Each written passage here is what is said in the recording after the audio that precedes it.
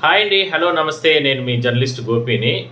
నేను ఒక 3 రోజులకు ముందు ఒక వీడియోని పోస్ట్ చేయడం జరిగింది. అతనికి అంటే ఒక వికలాంగులకి కంప్లీట్‌గా కాలు లేదు. అతనికి కంప్లీట్‌గా అంటే పింఛను తగ్గించేసేందుకు అంటే ప్రయత్నం జరిగింది.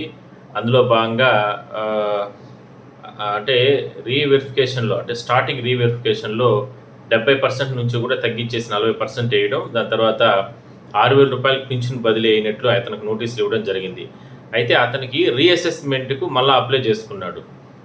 సకాలంలోనే అప్లై చేసుకున్నప్పటికీ కూడా అక్కడ ఉన్నటువంటి వెల్‌ఫేరు అసిస్టెంట్‌గా ఉన్నటువంటి సిబ్బంది వాళ్ళు అప్లికేషన్ తీసుకోకుండా ఇబ్బందులు పెడుతున్న నేపథ్యంలో లోకల్‌గా అక్కడ ఉన్నటువంటి ఎంపీడీఓ గారిని కలిసి అతను ఫిర్యాదు చేయడం జరిగింది.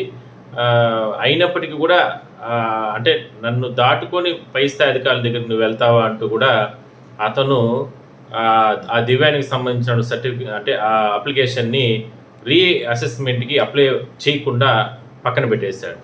అది అలా పెట్టడం కాకుండా మళ్ళా అంటే పింఛన్‌కి సంబంధించింది బలవంతంగా రూ. 6,000 బదిలీ అయినట్టు, ఇది నాకు ఇష్టమే అన్నట్టు అతని దగ్గర నుంచి కూడా సంతకాలు చేసుకోవడం జరిగింది. ఆ వివరాలు ఎక్కడ జరిగింది, ఏంది, ఇవన్నీ కూడా నేను మీకు నెక్స్ట్ వీడియోలో చెప్తానన్నాను కదా! సో, ఆ వివరాలు నేను మీకు చెప్పే ప్రయత్నం చేస్తాను. ఐరాల మండలం, చిత్తూరు జిల్లాలో ఐరాల మండలానికి సంబంధించి ఆ వివరాలన్నీ కూడా నేను చదువుతాను మీకు.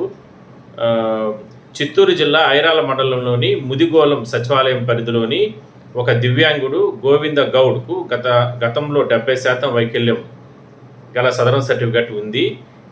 15,000 పింఛన్ పొందుతున్నాడు.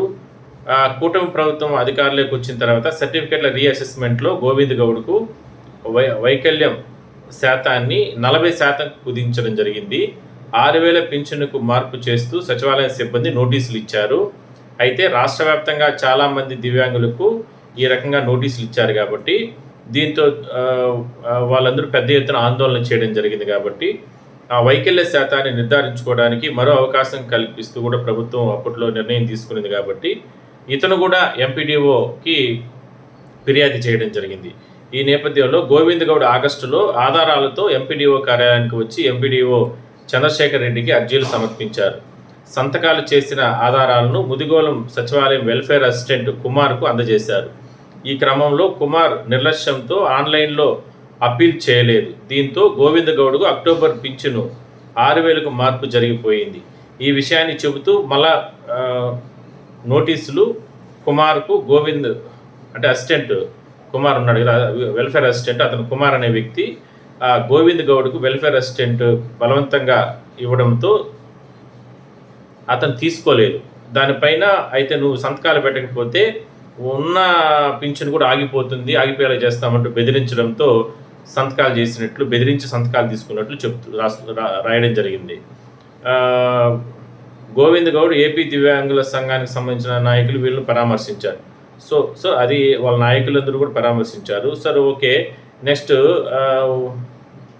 ఎంపీడీఓ చంద్రశేఖర్ అంటే దీనిపైన 6,000 బదిలీ అయిపోయింది. కాబట్టి బదిలీ అయింది సమస్య ఒకటైతే, అతను రీఅసెస్మెంట్‌కు అప్లై చేసుకోవడానికే అర్హత పోయింది పాపం. ఎవరు వెల్ఫేర్ అసిస్టెంట్ చేసిన దారుణానికి. సో మళ్ళా పాపం అతను ఎంపీడీఓని వీళ్ళందరూ కూడా కలవడం జరిగింది.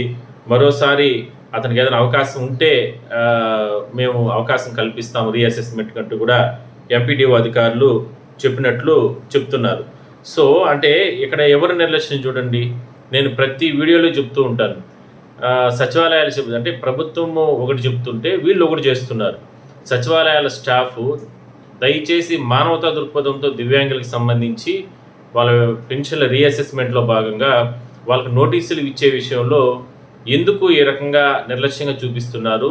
రీఅసెస్మెంట్లో కూడా చాలామంది ఈ రకంగా నోటీసులు ఎత్తుకోకపోతే, అంటే అంతకుముందు ఇచ్చిన నోటీసులు ఎత్తుకోకపోతే రీఅసెస్మెంట్కి మేము అప్లై పెట్టుకుంటాము అంటే మీకు 15,000 పింఛన్ ఉంది కదా, 6,000కి బదిలీ అయిపోయింది కాబట్టి పింఛన్ రాని వాళ్ళకు మాత్రమే మేము తీసుకుంటున్నాము అన్నట్టు కూడా రకరకాలుగా వాళ్ళని ఇబ్బందులు గురిచేసి రీఅసెస్మెంట్కు అవకాశం ఇవ్వలేదు. అసలు మీకు ఎవరు చెప్పారండి రీఅసెస్మెంట్కి అలాంటి వాళ్ళకి అవకాశం లేదని? ఆ రకంగా ప్రభుత్వం ఎవరు ముందుకొచ్చినా, ఎవరు మాకు రీఅసెస్మెంట్ అనేది వాళ్ళ హక్కు. దివ్యాంగులకు వాళ్ళకి అనుమానాలు ఉన్నాయి కాబట్టి ఏదైతే ఈ పింఛన్ల విషయంలో రకరకాలుగా ఇబ్బందులు ఉన్నాయి కాబట్టి వాళ్ళు ప్రభుత్వం వాళ్ళకి అవకాశం కల్పించింది. వాళ్ళ హక్కుగా వాళ్ళు రీఅసెస్మెంట్గా మళ్ళీ పెట్టుకుంటున్నారు. మధ్యలో మీరెవరు? దివ్యాంగులకు సంబంధించి పెన్షన్ల విషయాల్లో తలదూర్చి ఈ రకంగా ఇబ్బందులు గురి చేయడం. ఇప్పుడు ఇతనికి సంబంధించి నేను ఆ ఫోటో కానీ వీడియో కూడా నేను ఇంతకుముందు వీడియోలో పెట్టాను, మళ్ళీ కూడా నేను పోస్ట్ చేస్తాను. అతనికి ఒక కాల్ లేదు, కంప్లీట్గా అవిటివాడు. పాపము అతని కాలే లేదు, చాలా పాపం. అతను నిలబడుకొని ఉంటే ఎంపీడీఓ కార్యాలయం వద్ద ఎంత బాధ వేస్తుందో చూడండి. కేవలం ఒక సచివాలయ సిబ్బంది వెల్ఫేర్ అసిస్టెంట్ ఆ కుమార్ అనే చేసిన వ్యక్తి కారణంగా పాపం ఇతను పింఛన్కి 6,000 రూపాయలకి ఎలిజిబిలిటీ పడిపోయింది. అది పక్కన పెడితే కనీసం రీఅసెస్మెంట్కి అవకాశం కూడా లేకుండా పోయింది. ఇలాంటి వాళ్ళు ఎందరో ఉన్నారు, ఎంతోమంది ఉన్నారు. కింది స్థాయిలో వీళ్ళు చేసినటువంటి పొరపాట్ల కారణంగా ఇలాంటి వాళ్ళు, ఇలాంటి బాధితులు ఎంతోమంది ఉన్నారు. 15,000 నుంచి 6,000 రూపాయలు కుదించేయడం, దాని తర్వాత బెదిరించి సంతకాలు తీసుకోవడం, లేదంటే అలాంటి వాళ్ళు రీఅసెస్మెంట్కి మేము అప్లై చేసుకుంటాము అంటే అలాంటి వారికి అవకాశం లేదు. కేవలం పింఛన్లకు 40% లోపల పడిపోయిన వాళ్ళకే అవకాశం ఉంది రీఅసెస్మెంట్కి. మీకు ఎంతో కొంత పింఛన్ వస్తూ ఉంది కదా, అట్టుకొద్దు వాళ్ళని పంపించేయడం. ఇవన్నీ ఎవరు చెప్పారు? ఎందుకు వాళ్ళని ఆ విధంగా ఇబ్బందులు పెడుతున్నారు? సో ఈ రకంగా దీనికి సంబంధించి మాత్రం ఆ గోవింద్ గౌడ్కి న్యాయం చేయాలంటూ కూడా ఆ దివ్యాంగులకు సంబంధించినటువంటి యూనియన్ నాయకులు వాళ్ళందరూ కూడా ఎంపీడీఓని కలిసి ఆవేదన వ్యక్తం చేయడం జరిగింది. ఈ రకంగా ఇబ్బందులు గురి చేస్తారా అంటే అతనికి న్యాయం చేయాలి. ఎందుకంటే అతనికి సంబంధించి అతనే కాదు, చాలామంది ఇలాంటి వాళ్ళు బాధితులు ఉన్నారు.